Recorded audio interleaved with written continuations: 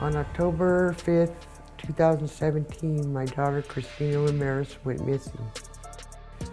It's been 7 years and I've gotten no answers, and I'm heartbroken. At the time, Christina and her boyfriend were living with me in my house, and he brought nothing but trouble. They were constantly fighting and things were coming up missing in my house.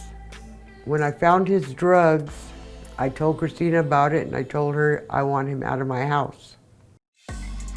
Then she decides to go with him. I never saw her after that again.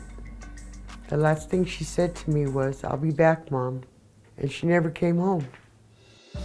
Not a day goes by that I don't think about her, pray for her, because life is not the same without her. She was my firstborn, and she was my best friend. A piece of me has been missing for 7 years. I fear I'll die before I find out where my daughter is, what happened. I know my daughter's out there, and I'm not going to stop looking till I get her home, one way or the other. All right, the family is here for my help. We have Alisa's other two daughters, Letty and Alexis, with us today. Thank you for being with us. So I want to ask you, because I saw you two watching that and you were very emotional. How do you two feel? It hurts to see her cry like that. And I'm not really a very emotional person. Yeah, of course. But, yeah, it just breaks my heart seeing her so distraught and just knowing that, like, she doesn't have any answers. And Can you tell us about your sister and what type of person she was like? I'd have to say she's a very loving, happy person, very caring, very compassionate, and very family-oriented. And she's very much about her sisters. Like, we're her life. Yeah. And Like, life of the party, loudest person in the room, yeah, funniest person in the room. always laughing. Just like making sure everyone else is good before herself. When was the last time either one of you saw or spoke to your sister? The beginning of October of 2017. The last time I actually physically seen her, I had helped her sell one of her little puppies. That's the last time I seen her. Same for you? I was living at home, so she, again, like she was living with us with the boyfriend and whatnot. So I remember going to school, saying goodbye, giving everyone a hug, and just a normal day. Yeah. So walk me through the disappearance. How long did it take before you knew that she was missing? I don't know. It's just like we talked to her so often and constantly. That's how close we were. That to, you know, you're not responding to my messages. We're not getting phone calls anymore. Where are you? Like, what's Yeah. going on? Got it. So it was some time.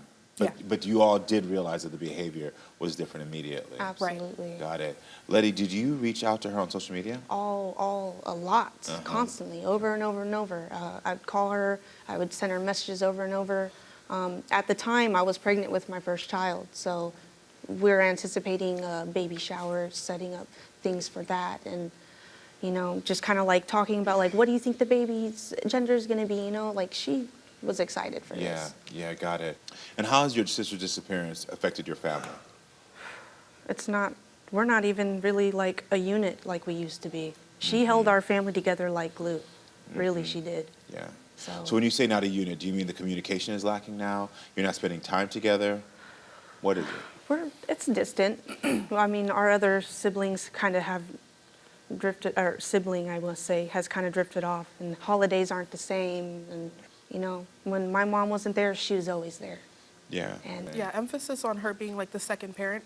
None of us have contact with our dad. My experience, as I like see how it all kind of transpired, we didn't grieve a death. We grieved a disappearance. And mind you, I don't think everyone accepted it as a missing person at the same time. Got it. And I'm sorry. It's okay, love. You're gonna make me cry. I feel like she had to grow up faster than she was supposed to. I couldn't enjoy my last year of high school. My sister was gone. My mom clocked out mentally. No one was even gonna pay for my prom. I almost didn't go to my graduation. I tried to go to college. I dropped out the first semester I went, and I'm glad that I went back, but I wasn't healed. I was pregnant with my first daughter, and she never got to meet my kids. And, you know, Yeah, makes sense. What were your observations about your mom's interaction with the police? Just anger because they're not doing anything. I mean, I can't tell you how many times I've seen search parties and faces on the screen, white faces on the screen, blue eyes, blonde hair. This person's missing, doesn't matter what age, but the last name's not Hispanic, Ramirez, it's not, it's, you know, it's Yeah. given the energy we did not get. And it's There like, was a girl that went missing around the same time that was, I hate to say it this way, but she was a white girl, and they sent dogs out. They had a search party and stuff. Where's my search party for my sister? That's what I think about. It hurts. I mean, I don't have the exact statistics right now, but I do know there's a disparity there. And these are the real faces of that disparity. When you don't get the same attention by police officers because of your race, your last name, or where you live. Yep. And I'm sorry for that. I know it doesn't help any, but it does. I'm sorry. Alexis, what is it like living with your mom right now? some days are hard, some days are really good.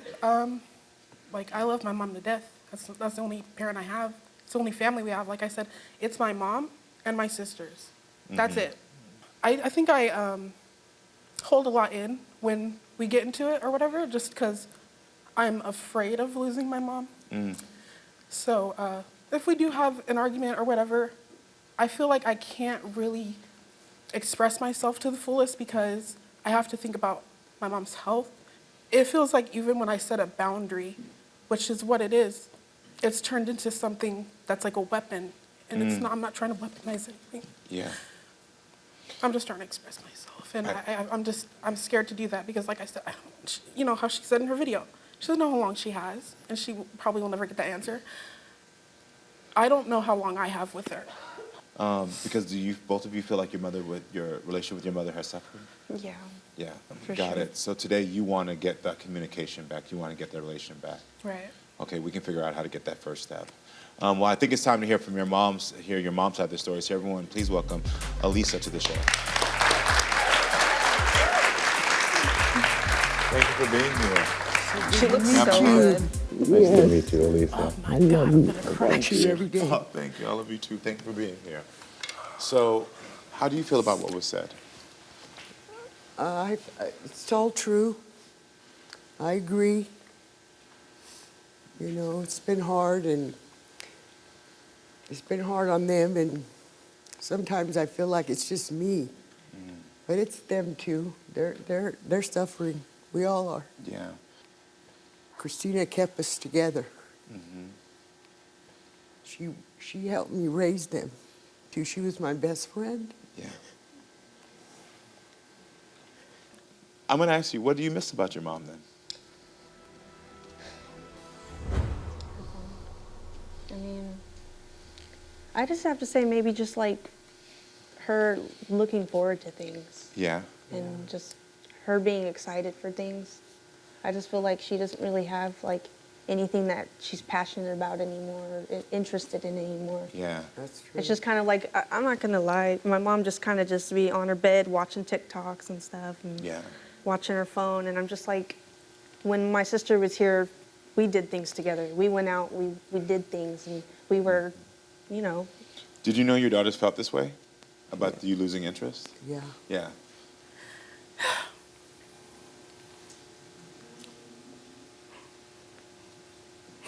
I need to be more understanding. But it's like, I'm here. Your daughter just said, "I'm here." Have you ever heard her say that to you? No, What does it make you feel like to hear your daughter say, "I'm here"? it feels good. Yeah. What would you tell your daughter? I love you, Alexis, the whole bunch. I know. And you live with me, and we get along.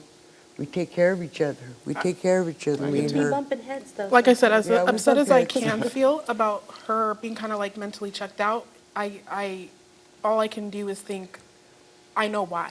Yeah, of course, you have empathy for her. I wanted to take a focus on that of saying, "I'm here," to make sure you understand that we understand and have empathy exactly what you're going through. I don't think there's a single person who could hear what you went through as a mother and not have empathy for you.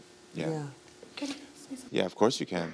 I want you to really talk to him and really say how you feel. No matter, don't think about how we feel right now. I want you to express to him how you feel, even if it hurts our feelings right now. If I'm told I'm angry a lot, and I am. Yeah. The anger is still there. I'm an angry person too. I want to be clear. Thank you for admitting about your anger, because all of you, we all understand why you would have that anger. And I especially understand where that anger is coming from. But I want to make sure everyone at home knows that I brought this story to bring awareness to your missing daughter. When my producers told me about this, I said, no matter what, we have to bring this, because I think having a national platform, as we talked about before, is so important.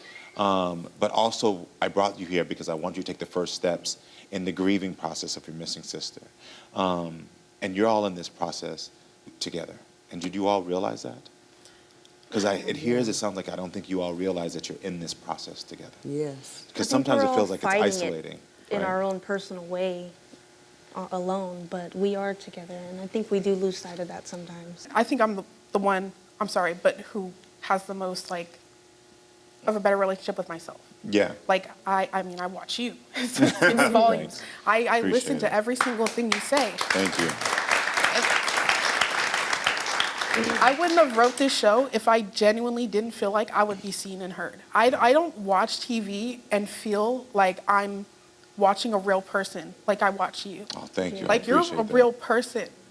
Especially Thank you. with a person of color. Yeah. She turned me on to you, and I've been watching you ever since. Thank you. I'm glad. I appreciate you that. You seem to help people. You care, and I like that about you. Thank you. I appreciate it. That is my only goal. My only goal is to have people feel heard and have people know that someone does care about them and really genuinely wants to see them be better. And I have to tell you, listening to your stories, the first thing immediately came to mind, which I knew immediately, is you all are still grieving, and I don't think you're grieving properly. And I don't think you've gotten support for grieving.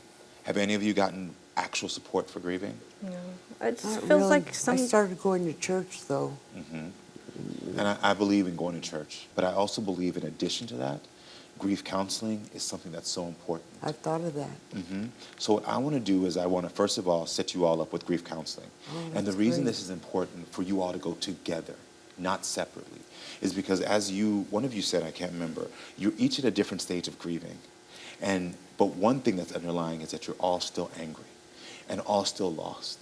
Yeah. And that is seeping out against each of you. So each of you, the feelings you're having about the situation that none of you can control, you're trying to control it by lashing out in these moments. Like, what happened here? What's saying? And it's all valid, but it also is hurtful. You deserve to have someone who can help you through this moment, help you through grieving. Also with you, with your children. You're grieving your sister, but you also want your children to have their grandmother. And you deserve to be happy. You deserve to still have some life here, to enjoy things, to see things you love. Yeah, I don't enjoy nothing. I know. Nothing. This is why I did the one thing, and I did this on purpose. I asked y'all about Christmas, and I said, what other memories do you have during Christmas? Because a big step in you grieving and also learning how to move forward is to learn how to reframe memories. And so one of the things I want you to remember is that as you're talking about Christina, I want you to always drop in a memory of you all. Drop in a memory of what you all can do for each other. Because that will start to help you to be in the present. What I want y'all to do is to learn how to cope without giving up hope. Can you say that to your daughters? I want to cope without giving up hope. But also important right now is that I want to make sure that we use this national platform to make sure if anyone's watching that we can get information. I want people to see her, to know how important she is, to know how loved she is, to know that she and her life are worth it and valued. By us putting that out there, I want you all to know that your lives and your existence are of value too. And as we put the world now out there to do their thing, I want you all to start doing the work. Yeah. Can you do the work to let your daughters to know that you're here with them too? Yes, I can. Yeah. So I'll just repeat after me. I'm here. Say it. I'm here. I'm here. And we are going to cope And we are going to cope while we have hope. while we have hope. Thank you so much for being with me, okay? Thank you. I really do love you all. Thank you for sharing your story. All right, if you have any information about the disappearance of Christina Ramirez, please contact the Sacramento Police or to give an anonymous tip. Again, please contact the Sacramento Valley Crime Stoppers at 1-800-AA-CRIME.